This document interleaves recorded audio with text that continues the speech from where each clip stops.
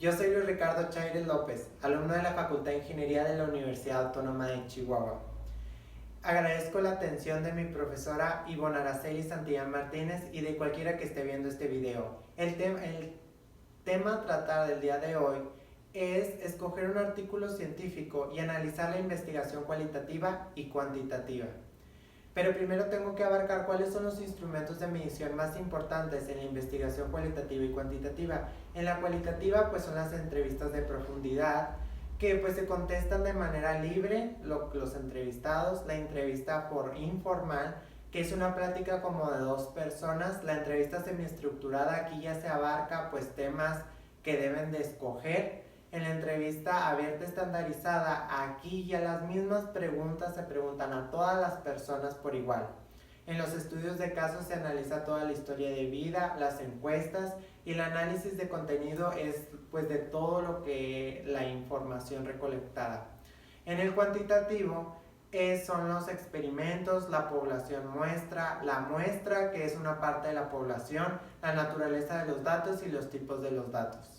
Mi tema es depresión en personas con epilepsia. ¿Cuál es la conexión? De la Revista Colombiana de Psiquiatría, autora Ana María Zapata Barco, avalado por la Universidad CES de Medellín, Colombia. En este artículo nos dice como introducción que la depresión es un trastorno psiquiátrico más común entre las personas con epilepsia. El objetivo de esta revisión narrativa es identificar los aspectos históricos, epidemiológicos, fisiopatológicos, clínicos y terapéuticos que permiten una mirada más comprensiva y actual de la depresión en personas con epilepsia. Aquí claramente podemos encontrar los aspectos cualitativos y cuantitativos. Primero voy a empezar con el enfoque cuantitativo desde un punto de vista epidemiológico. Que exista depresión en personas con epilepsia se puede enfocar en dos criterios: la población estudiada y la metodología del estudio. Según el Canadian Community Health Service Cycle, realizó un estudio que incluyó una muestra de 130.888 personas. La prevalencia de depresión en pacientes epilépticos fue del 13%, mientras que en la población en general era del 7.2%. Oliveira reportó prevalencias mayores del 22 al 27.6% en estudios basados en la comunidad, pero con muestras más pequeñas. Algunos estudios epidemiológicos reportaron que el trastorno depresivo mayor puede anteceder o aumentar el riesgo de inicio de epilepsia. Esto quiere decir que no solo los pacientes con epilepsia tienen mayor riesgo de contraer depresión, sino que también los pacientes con depresión tienen un riesgo 4 o 7 veces mayor de sufrir epilepsia. Se realizó un estudio de 10.595.709 pacientes de la Red de Salud Canadiense, de los que 229.164, o sea el 2.2%, contrajeron depresión y 97.177, o sea el 0.9%, contrajeron epilepsia. Esto siendo pacientes con epilepsia contrajeron depresión y pacientes con depresión contrajeron epilepsia. En cuanto al riesgo suicida de las personas con epilepsia, se ha encontrado que es hasta 10 veces mayor que en la población en general, pues se arrojaron cifras de pacientes con ideas suicidas del 37.6%, planes suicidas del 18.2% e intentos suicidas del 12.1%. Y estas cifras son muy relevantes para el enfoque cuantitativo. Otros hallazgos en depresión asociada con epilepsia es que se encontraron algunos estudios de pacientes epilépticos que muestran depresión y riesgo suicida con relación a las estructuras cerebrales y el metabolismo de la serotonina. De acuerdo con el tratamiento farmacológico, Kanner encontró remisión de síntomas depresivos en el 59% de los pacientes tratados con sertraline en monoterapia. Esto quiere decir que a un conjunto de pacientes se le administró un medicamento en el cual el 59% de ellos sufrieron o arrojaron síntomas depresivos. Aparte también, ¿cómo elegir un antidepresivo para pacientes epilépticos?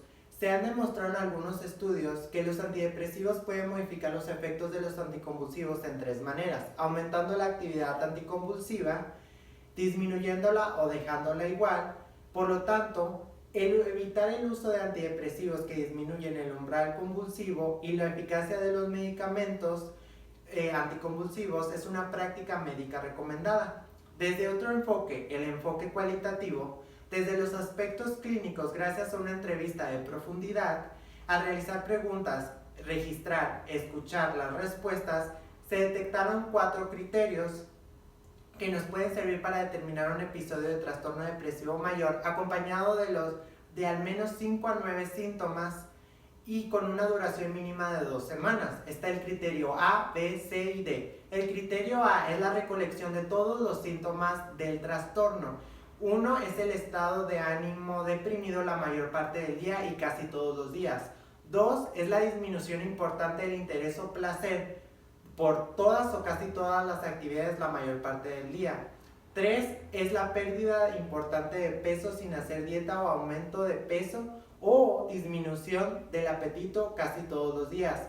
4 es el insomnio o la hiperinsomnia. 5 es la agitación o retraso psicomotor. 6 es la fatiga o la pérdida de energía. 7 son los sentimientos de inutilidad o culpabilidad excesiva. En el criterio B nos dice que los síntomas pueden ser causados por malestar clínicamente significativo o pueden ser causados por el deterioro social, laboral u otras áreas importantes del funcionamiento. En el criterio C nos dice que este episodio no se puede atribuir a efectos fisiológicos de una sustancia o una afección médica. Y en el criterio D nos dice que los síntomas no se pueden relacionar con la esquizofrenia, el trastorno esquizofreniforme, el trastorno delirante u otro trastorno psiquiátrico. De acuerdo con los estudios de casos, se determinó que los síntomas afectivos con relación a las crisis epilépticas permiten hablar de síntomas depresivos posictales, preictales o ictales.